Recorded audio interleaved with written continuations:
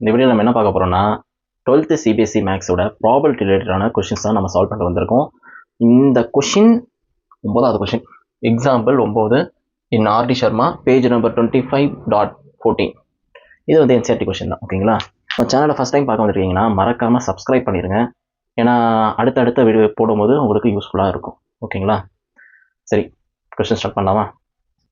First நான் கொடுத்துருக்கேன் பாருங்கள். கொஷினில் a die is thrown 3 times.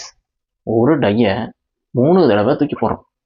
மொதல் தடவை நான் தூக்கி போடுறேன், 2வது தடவை இன்னொரு நான் தூக்கி போடுறேன், 3வது நீங்கள் தான் தூக்கி போடுறீங்க. சரிங்களா? இப்போ 3 தடவை தூக்கி போடுறீங்க.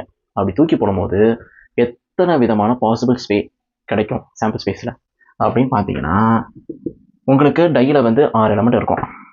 6. ஓகேவா? எத்தனை தடவை தூக்கி போடுறீங்களோ அதை இங்கே பவரில் ஏற்றிக்கோங்க. இது நீங்கள் காயினுக்கும் அதேமாரி தான். காயினை பொறுத்த வரைக்கும் இன்கேஸ் காயினில் கேட்டிருந்தாங்கன்னா 2 பவர் எத்தனை தடவை தூக்கி போகிறீங்களோ அத்தனை தடவை இங்கே அந்த பாக்ஸில் பவரில் எழுதிடுங்க. ஓகேவா? ஸோ இங்கே பார்க்கும்போது உங்களுக்கு 216 கிடைக்கும். ஓகேவா? அடுத்தது 2 ஈவெண்ட் கொடுத்துருக்கேன்ப்பா, அந்த 2 ஈவெண்ட்டை தான் நீங்கள் என்னென்னு பார்க்கணும், கண்டுபிடிக்கணும் அப்படின்னு சொல்லியிருக்காங்க. ஓகேவா? இப்போ இதில் பொறுத்த வரைக்கும் எனக்கு ஏ ஈவெண்ட்டில் 4 on 3rd டை அப்படின்னு கிடைக்கணும்னு கேட்டிருக்கான். அதாவது ஏரியாவில் என்ன கேட்டிருக்கான்னா, ஓகே இப்போ எனக்கு இந்த மாதிரி கிடைக்கணும். ஓகேவா? எனக்கு 4 வந்து 4வது த்ரோவில் எனக்கு கிடச்சிருக்கு. அதாவது நீங்கள் போட்ட த்ரோவில் எனக்கு 4ன்னு கிடச்சிருக்கு. மீதி உள்ளதில் நம்பர் மாறிக்கிட்டே வந்துட்டுருக்கும். அது இங்கே 1லேருந்து இங்கே 6 வரைக்கும், இங்கே 1லேருந்து திரும்பி 6 வரைக்கும் போயிட்டே இருக்கும். ஓகேவா? பி ஈவெண்ட்டில் என்ன கொடுத்துருக்கான்? Getting 6 on first.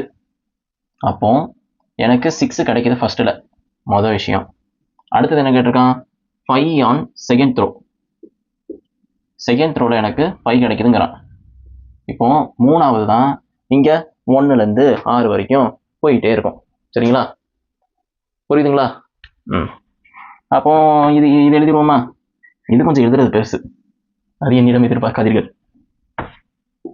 6, 5, 1 திரும்பி 6, 5, 2 அப்படியே போயிட்டு 6, 6, 6 அப்படின்னு சொல்லிட்டு, சாரி 6, 5, 6 அப்படின்னு சொல்லிட்டு ஃபைனலாக எழுதி ப்ராக்கெட் போட்டு முடிச்சிருப்பீங்க. ஓகேங்களா?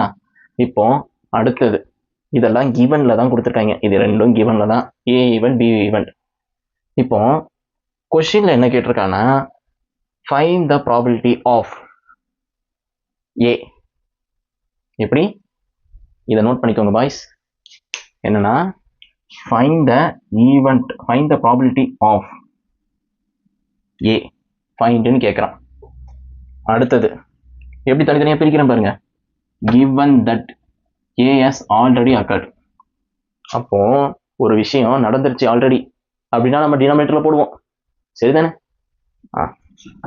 அப்போ நம்ம ஏற்கனவே கண்டிஷன் ப்ராபபிலிட்டியில் இந்த ஒரு விஷயம் சொல்லியிருப்பேன். ப்ராப்ளம் ஓரியன்டாக, தியரிட்டிக்கலாக இல்லை. ஃபைண்டுனா மேலே போடுங்க, கிவன்னா கீழே போடுங்க பாயிண்ட் சொல்லி கொடுத்துருப்பேன் ப்ரீவியஸ் கொஷனில். ஓகேவா? இப்போ அதுபடி பார்த்தீங்கன்னா உங்களுக்கு கிவன் தட்டை பொறுத்த வரைக்கும் பி, இது ஏஆர் இருந்திருப்பான். ஸோ உங்களுக்கு எப்படி நான் இன்டர்செக்ட் பண்ணுவேன் அப்படிங்கிறதுல ஒவ்வொருத்தருக்கும் ஒரு பஞ்சாயத்தே வந்திருக்கும். ரொம்ப ஈஸிங்க. ஏன் சொல்கிறேன்னா, பி ஈவெண்ட்டு உங்களுக்கு டோட்டலாக 6 கிடச்சிருப்பான். ஒத்துக்கிறீங்களா? இப்போ அதில் இன்டர்செக்ட் ஆகிற எலமெண்ட்டை தான் நான் சூஸ் பண்ணுவேன். ஓகேவா? இதில் எனக்கு இன்டர்செக்ட் ஆகிறான்னா இங்கே எனக்கு 3rd த்ரோவில், நீங்கள் போட்ட த்ரோவில் எனக்கு 4 கிடைக்கணும். இதுக்கு இன்டர்செக்ட் ஆகிறான்னா உங்களுக்கு 6, 5, 4 அது வர்றதுக்கான பாசிபிள் வே தான் இருக்குது. ஓகேவா? ரொம்ப சிம்பிள். அப்படி பார்த்தீங்கன்னா உங்களுக்கு 1 அந்த என்ன ப்ராபபிலிட்டி வந்திருப்பான்னா, இந்த இடத்துல 6, 5, 4 இவன் மட்டும்தான், இந்த பர்டிகுலர் எலமெண்ட் தான் இவன் கூட இன்டர்செக்ட் ஆகிறதுக்கு வாய்ப்புகள் இருக்கு. ஓகேவா? ஈஸியாக இருக்குல்ல? 1/6. ஸோ இந்த மாதிரி நீங்கள் கொஷின் அடுத்த வீடியோவில் நீங்கள் பார்க்கணும்னு நினச்சிங்கன்னா மறக்காமல் சப்ஸ்கிரைப் பண்ணி வச்சுக்கோங்க. நான் நடத்துகிற கொஷின் உங்களுக்கு தெளிவாக புரிஞ்சிச்சுன்னா மறக்காமல் அந்த லைக் பட்டனை மட்டும் சும்மா தட்டி விட்டுட்டு போங்க. அதோட சப்ஸ்கிரைபும் பண்ணுங்கள். உங்கள் ஃப்ரெண்ட்ஸுக்கு யாருக்கா தேவைப்படும் அப்படின்னு நீங்கள் நினச்சிங்கன்னா மறக்காமல் ஷேர் பண்ணி விட்ருங்கப்பா உங்களுக்கு. ஓகேவா? தேங்க்யூ ஃபார் வாட்சிங். தேங்க்யூ மக்களே.